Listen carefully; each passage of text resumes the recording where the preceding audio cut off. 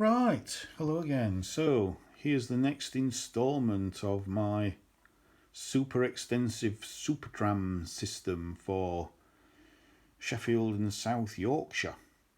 So, already, just to give you a quick run through, got the figure of 8 going both ways.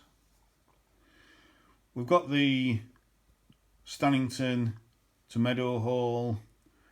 We've got the extended Middlewood all the way to Stocksbridge, and then out along a new line on Arundel Gate, servicing the Moor, servicing Bramall Lane, and out through the Gleadless Valley to connect with the tram at Gleadless Town End, down to Halfway. Again, you can probably forget that little bit there for the time being. But now you see we've got an orange line, so let's have a look, see where that comes from.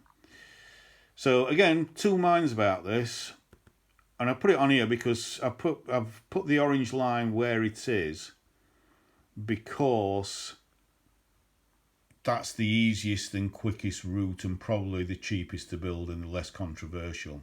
So having the tram at Aston with a tram terminus right next to the M1 here, with major park and ride for traffic coming off the M1.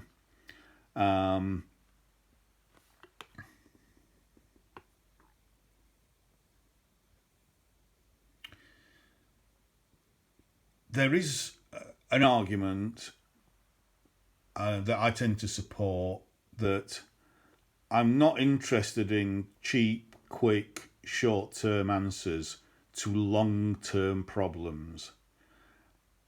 I'd much prefer to spend more money on doing something right, something that's going to be more sustainable, even though it's going to be difficult and expensive and more controversial. And that is to actually run the tram through the village of Aston and Swallownest, because there's basically a road that goes straight through. I mean, it's quite a pretty, it's a nice area, and it would be controversial to kind of, there's some nice houses, buildings, streets, etc. And so it would be controversial to put the tram right through the centre of those two villages there. However, this is where my pragmatism comes in. If you live up here, are you really going to travel all this way to catch a tram along this main road here? Now, you might want to drive and maybe put your car in the car park and then catch the tram. But on a wet, miserable December morning when you're getting up to go to work, are you going to want to walk 10-15 minutes to catch a tram here rather than a tram being literally 2 minutes walk away from your house? Or are you just going to get in your car if the tram's here and you live up here? So, to my mind, it's more sustainable to run the tram right through the centre of those two villages, because then more people will live a lot closer to the tram than putting the tram on that major road there, which there's room to do that. There's so much room, and it would be so much cheaper and easier to do that. But I think it would be, hopefully it will be successful, but not reach the potential that it could do by putting it through, despite all the difficulties, putting it through the centre of the villages. So let's have a look where it goes from there. This is not a part of the town I know particularly well, but it goes past Woodhouse Mill. So it's not far from the new development at Waverley. It comes through Handsworth. And then again, I was in two minds as to which direction to go from here. And what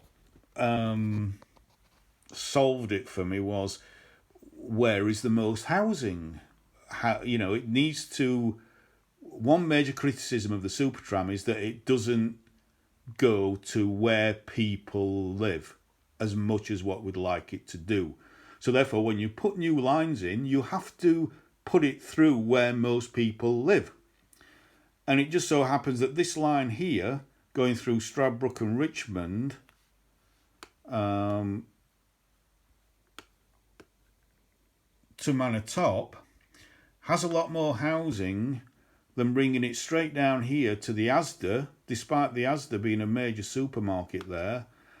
And then what you will probably do is go across, put it through Darnall, and then run it along here somewhere, past these industrial units, to connect up with the tram somewhere around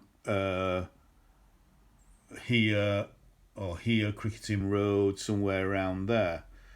But again, the housing there is not as extensive as where I've actually put it, which is through Richmond and Stradbroke and the top of the manor, to join up with the tram route as it already is.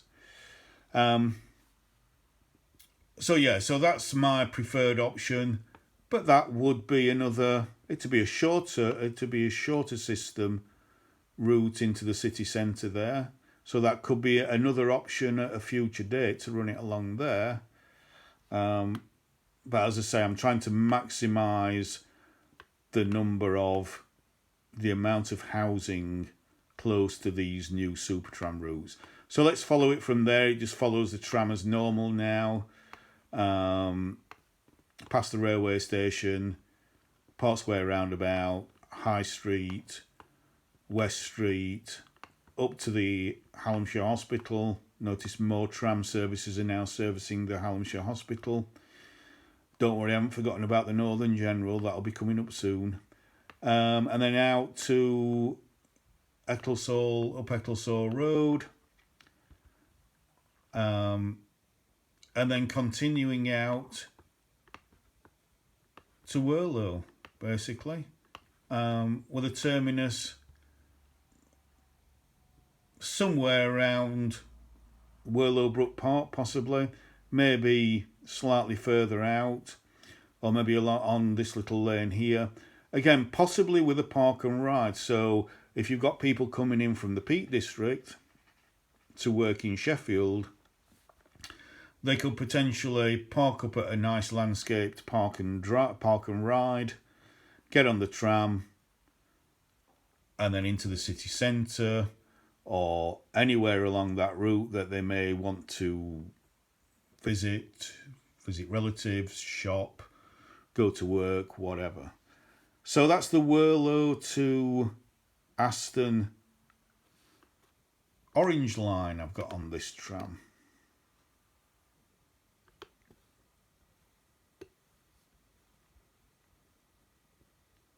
And there.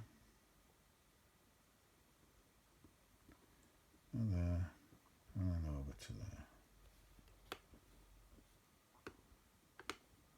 So again, that serves a part of Rotherham there, because Aston and Swallownest are obviously in Rotherham. So that's that. So let's go on to the next one. So bye for now.